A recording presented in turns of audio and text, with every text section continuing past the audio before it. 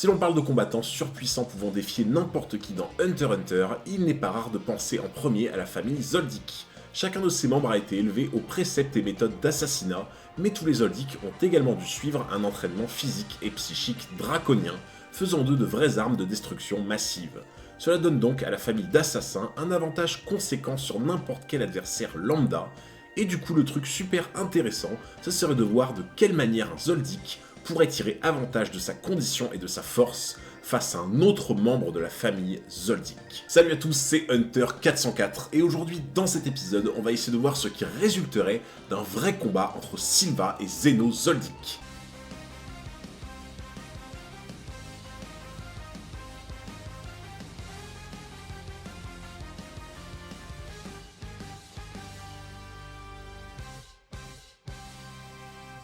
Lors du dernier épisode de ce format, on avait atteint des sommets de puissance pure dans le combat opposant Gon adulte à Meruem. On était également passé par des affrontements intenses comme Hisoka contre Pufu, Zeno contre Pito ou encore Killua contre Youpi, chacun de ces combats apportant une nouvelle dimension technique et stratégique par l'utilisation du Nen. Au cours de chacune de ces confrontations, les pouvoirs et les caractéristiques souvent très différentes des deux opposants aider en grande partie à pouvoir départager les deux personnages sur le plan physique, mental et de Nen en combat réel. Mais cette fois-ci, l'affrontement va être d'une grande difficulté à analyser, car Sylva et Zeno ont tous deux suivi un chemin et un entraînement similaires, et le petit avantage dans un domaine que l'un va pouvoir exercer sur l'autre en plein combat va être assez technique à distinguer. Comme d'habitude, pour mener à bien cette analyse de la façon la plus fiable possible, on mettra d'abord en lumière les capacités physiques pures de Sylva et de Zeno. On glissera dans le domaine tactique pour voir quel plan stratégique serait le plus adapté à la fois pour eux, mais également contre leurs ennemis. Et enfin, on viendra mettre en application tous ces paramètres par l'utilisation des naines de Sylva et de Zeno sur le terrain en situation réelle. On va donc plonger tous ensemble au cœur d'un affrontement entre deux forces de la nature, entre un père et son fils, entre Zeno et Sylva Zoldyck. Sur le plan des capacités physiques pures, Sylva et Zeno possèdent un niveau relativement similaire, chacun d'eux ayant subi une longue préparation au métier d'assassin depuis leur naissance. Ils sont inaffectés au poison, à l'électricité, à la plupart des lames, et leur énorme tolérance à la douleur leur confère une survivabilité extrême en combat. En termes de vitesse, Sylva et Zeno vont également disposer tous deux d'une rapidité déconcertante. Zeno a été le seul capable de porter un coup suffisamment rapide pour blesser Kuroro au corps à corps d'un tranchant de la main. Sylva, pour sa part, est capable selon Killua de tuer sa cible si vite qu'elle ne perd pas la moindre goutte de sang.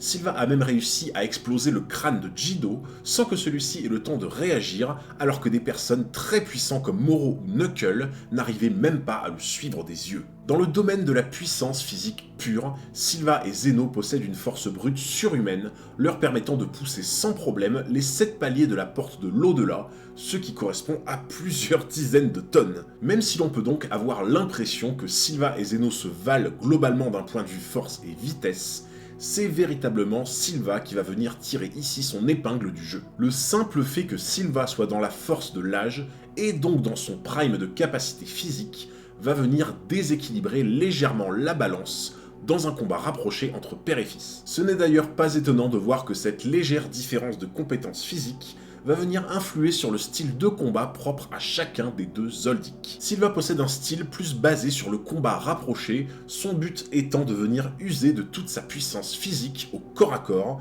sa taille et sa corpulence massive lui donnant un net avantage de portée et d'impact dans ses coups. Zeno quant à lui opte davantage pour un style plus axé autour de la rapidité et de l'agilité plutôt que de la force pure, son but étant de rentrer dans le combat pour placer un coup incisif et chirurgical du plat de la main. Par la suite, Zeno exploite toute sa vivacité et son potentiel d'esquive pour se replacer au plus vite hors du danger. Globalement, on voit donc que Sylva possède un léger avantage sur l'aspect des capacités physiques lors d'un combat contre Zeno, la puissance pure écrasante de Sylva en combat rapproché, profitant encore plus de la grande vitesse dont ils disposent en commun. Si l'on se concentre maintenant sur les capacités psychiques de chacun des combattants, vous vous doutez maintenant que le père va disposer d'un avantage certain sur le fils. A l'inverse des capacités physiques dans lesquelles Sylva est à son prime, l'âge vénérable de Zeno lui a permis d'emmagasiner une plus grande expérience de combat. On parle quand même de quelqu'un qui, même s'il s'est pris raclée sur raclée, a quand même eu l'opportunité de s'entraîner de longues années avec Netero, qui représente le summum des compétences physiques et mentales d'un combattant. La différence d'expérience de combat qui réside entre Zeno et Sylva se remarque surtout par la façon dont chacun traite l'information en plein combat. Tous deux arrivent à adapter leur stratégie en fonction de leur adversaire en gardant un calme étonnant. Cependant, Zeno fait preuve d'une capacité d'analyse encore plus poussée que Sylva en plein combat. Dites-vous quand même que Sylva avait déjà affronté Kuroro une fois par le passé et connaissait donc sa capacité de nen avant le combat, et pourtant c'est bien Zeno qui analyse avec perfection le danger, les conditions et les restrictions du Hatsu de Kuroro. Même si père et fils possèdent en commun des capacités stratégiques très poussées, la vitesse et la qualité d'analyse de Zeno en plein combat lui offrent un avantage certain sur Sylva, lui permettant de prendre des décisions éclairées et lucides dans les moments les plus oppressants. On a vu précédemment que Sylva possède l'avantage sur les capacités physiques, là où Zeno fait preuve de meilleures compétences stratégiques. Et si l'on mêle maintenant les techniques de Nen à la confrontation, que se passerait-il dans un combat réel entre Sylva et Zeno? Sylva et Zeno sont tous deux des utilisateurs du Nen de l'émission et doivent donc adapter leur style de combat physique et leur stratégie en fonction du Nen de leur adversaire. D'ailleurs, si tu viens de tomber de ta chaise car tu pensais que Sylva et Zeno étaient de la transformation, alors je t'invite vivement à foncer voir ou revoir ma vidéo sur les dingueries que Togashi nous a sorties concernant le Nen des personnages. Je vous laisserai le lien de ma vidéo à la fin de cet épisode. La chose extrêmement intéressante concernant Sylva et Zeno, c'est qu'ils sont tous deux du Nen de l'émission, mais ne l'utilisent pas du tout de la même manière. Les techniques de Nen comme les orbes explosives montrent une utilisation de l'émission en accord total avec le style de combat en puissance de Sylva.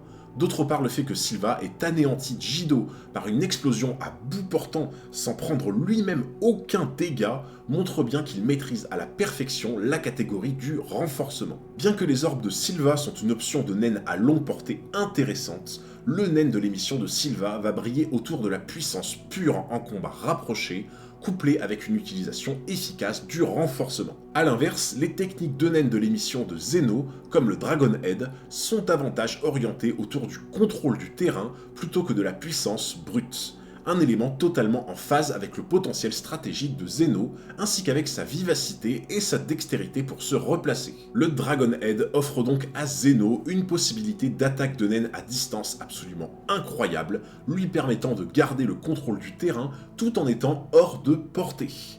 Cette utilisation tactique du Nen de la manipulation sur une technique d'émission comme le Dragon Head permet à Zeno d'obtenir suffisamment de vision et de temps de réaction pour adapter en permanence sa stratégie. Ce que l'on peut retenir, c'est que dans un combat de Nen entre père et fils, l'utilisation du couple émission-renforcement de Sylva doit le pousser à réduire au maximum la distance entre Zeno et lui, pour l'acculer dans un coin et user de toute sa puissance d'impact. A l'inverse, l'utilisation du couple émission-manipulation de Zeno le contraint à maintenir en permanence une zone de sécurité entre lui et Sylva jusqu'à trouver une faille stratégique ou un angle d'attaque. A partir de ce constat, le bon choix du terrain de combat est essentiel pour les deux Zoldyck.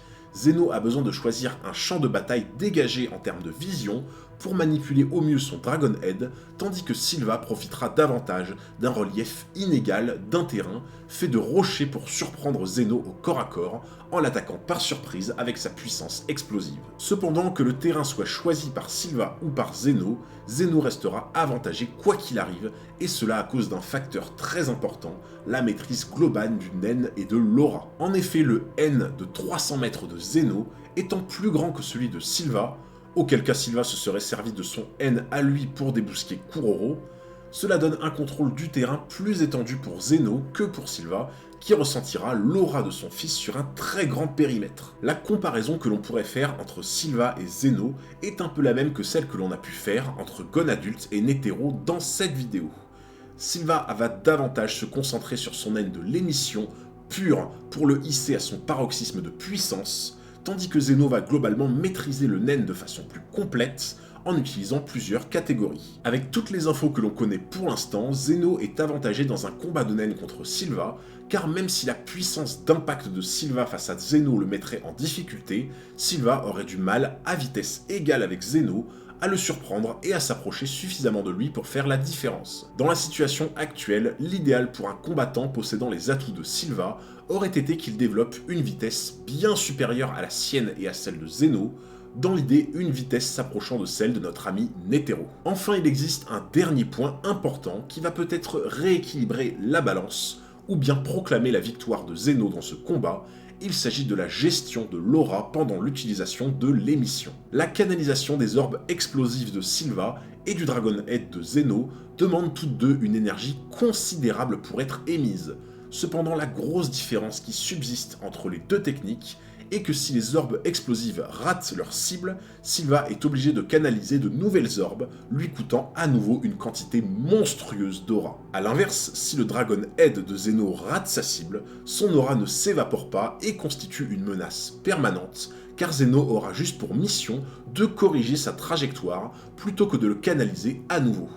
Cela revient donc à dire que sur le long terme, Zeno est avantagé est censé économiser une grande quantité d'aura par rapport à Sylva au cours du combat. A partir de là, on pourrait donc se dire que Zeno serait fortement avantagé dans un combat de naine contre Sylva, cependant même si les orbes explosifs de Sylva lui coûtent globalement plus d'énergie sur le long terme que le Dragon Head, sa canalisation est beaucoup moins longue et éprouvante. Ce que je veux dire par là, c'est que le Dragon Head ne demande à Zeno de n'être canalisé qu'une seule fois, mais la restriction que Sylva aura de recréer ses orbes s'illustrera d'une autre manière pour Zeno, à savoir de garder une concentration permanente et optimale pour manipuler le Dragon Head. Dans les faits, cela revient à dire que la seule chance pour que Sylva gagne le combat contre Zeno, c'est de parvenir à briser sa concentration, qui est un outil indispensable au maintien du Dragon Head. Les orbes explosifs pourraient grandement aider à ce but, mais les lancer à distance ne permettraient sûrement pas de toucher un Zeno trop rapide